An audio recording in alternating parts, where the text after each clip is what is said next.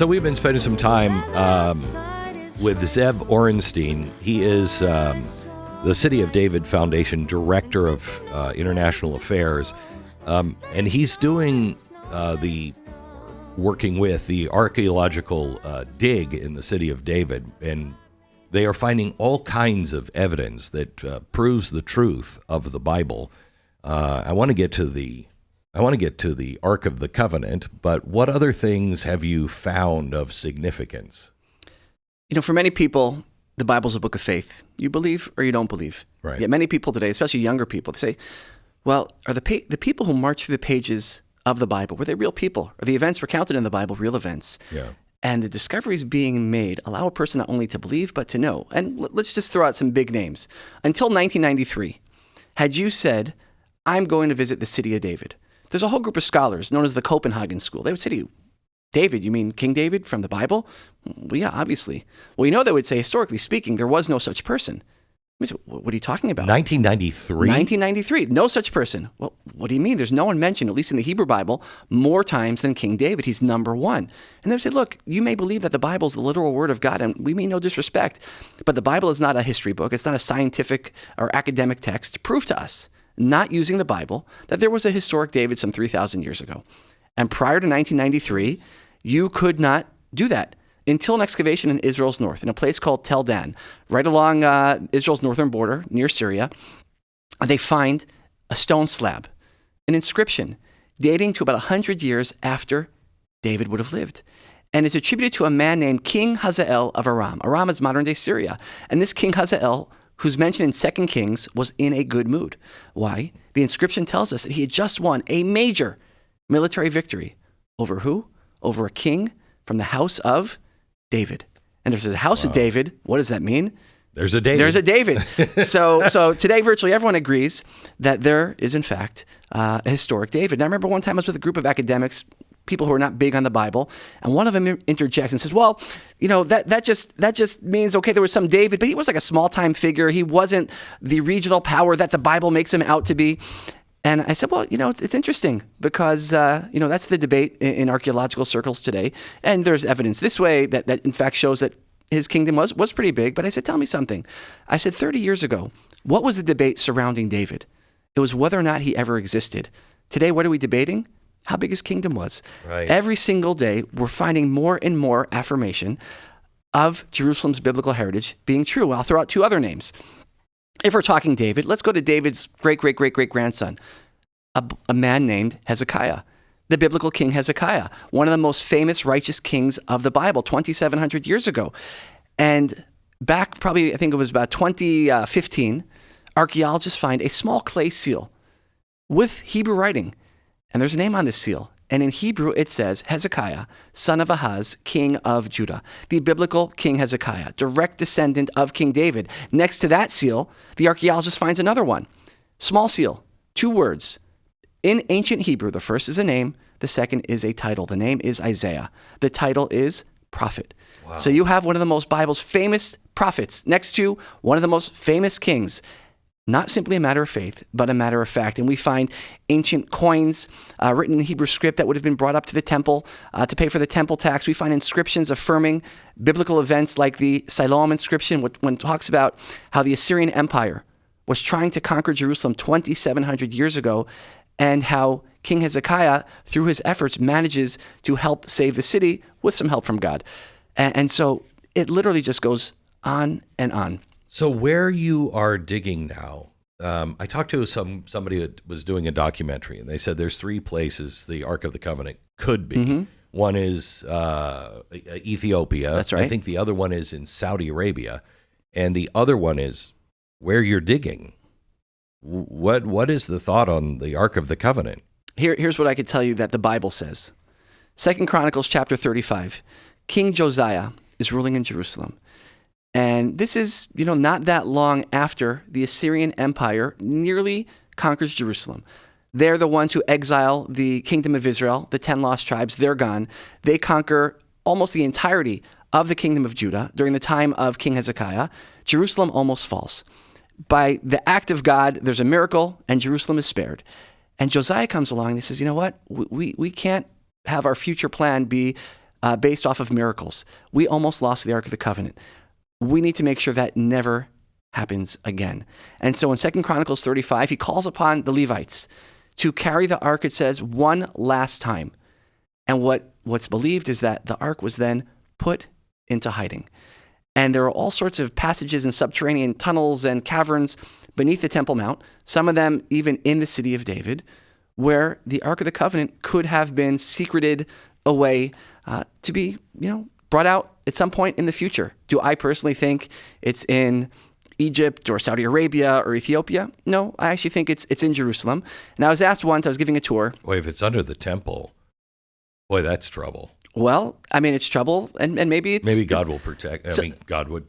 I saw the documentary. You saw that documentary where they opened it up and the people melted. Yeah. So it could be. Yeah, really you don't want bad. to touch it. It's you see that in the Bible. Also, you don't want to touch it. But I was asked. I was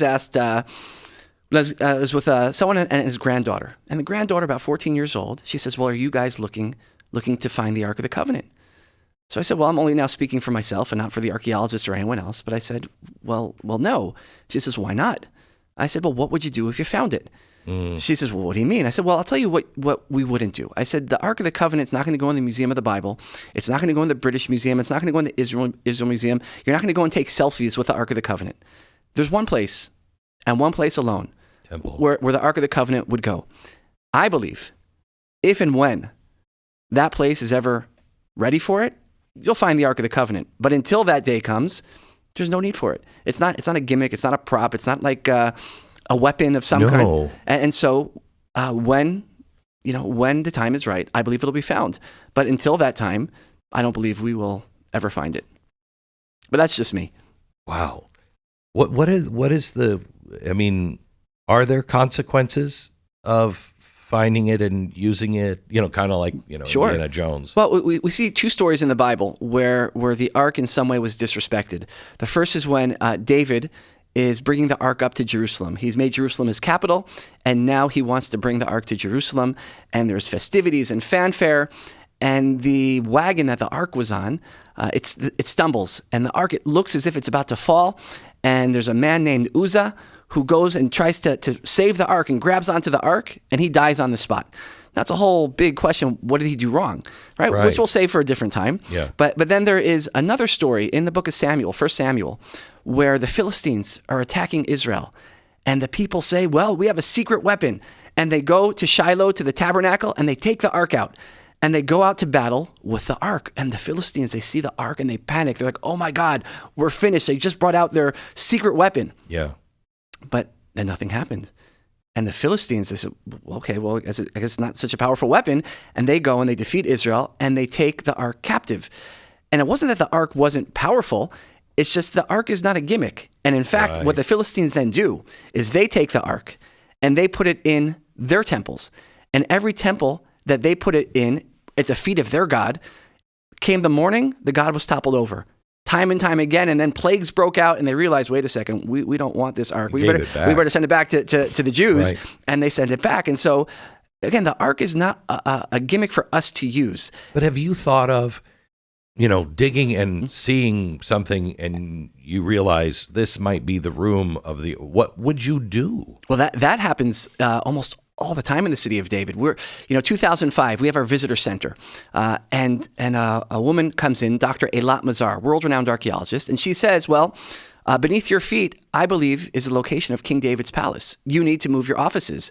I'm like, what on earth are you talking about? People have been digging here for 150 years. No one's ever said that before. And she came up with her theory, and it was compelling, and we ended up moving our visitor center. Wow. And it turns out that she's quite likely correct, that we have now found in the city of David what was almost certainly, if not King David's palace, the palace of the royal Davidic dynasty, the original Capitol Hill, where the kings from the house of David would have ruled. And that was only a couple of years ago. Wow. So it's really amazing that 2/3 of the city of David has yet to be unearthed. But here's what I can tell you, even with the 1/3 that we have unearthed. There is no place in the world where you can take the Bible in one hand and you could take what is being unearthed on the other and show that the Bible And Jerusalem's biblical heritage is not simply a matter of faith, but a matter of fact. You can find the people that marched through the pages of the Bible, the events recounted in the Bible, matching up word for word, find for find, with the archaeological excavations in the city of David. And, we're living in a time, if you go back 100 years ago, the Bible was revered. 100 years later, the Bible is mocked and scorned, and believers are mocked and scorned. And I believe it's not a coincidence that at a time of unprecedented biblical denial, there's also unprecedented discovery affirming the Bible. And then it's a choice. It's weird. We don't think that Babylon didn't exist. That's right. I mean, you go to the British Museum, they'll talk about Babylon, they'll talk about the Assyrians, they'll talk about everything. We know that happened.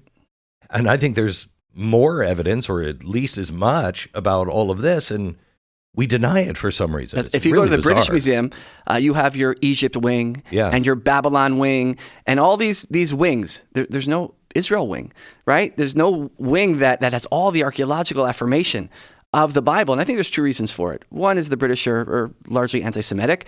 And second, and if I want to give them the benefit of the doubt, you know why they don't have a wing on the Bible?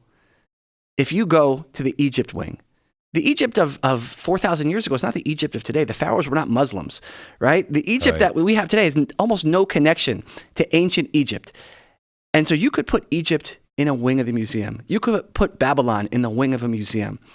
Because they're dead. That's right. The story of Israel, the significance of the Bible, and its impact on civilization cannot be put in the museum because you may have a starting date, but there is no end date. It's still relevant. It's still alive. It's still meaningful. When you go to the city of David and you walk along the pilgrimage road, you visit the Pool of Siloam, you walk where King David's palace once stood, it's not saying, well, okay, 3,000 years ago, there were these things that happened, and that's cool. It's relevant. Yeah. It's still shaping the world today. It's remarkable. Thank you so much, Ze'ev. I really, really appreciate it. cityofdavid.org.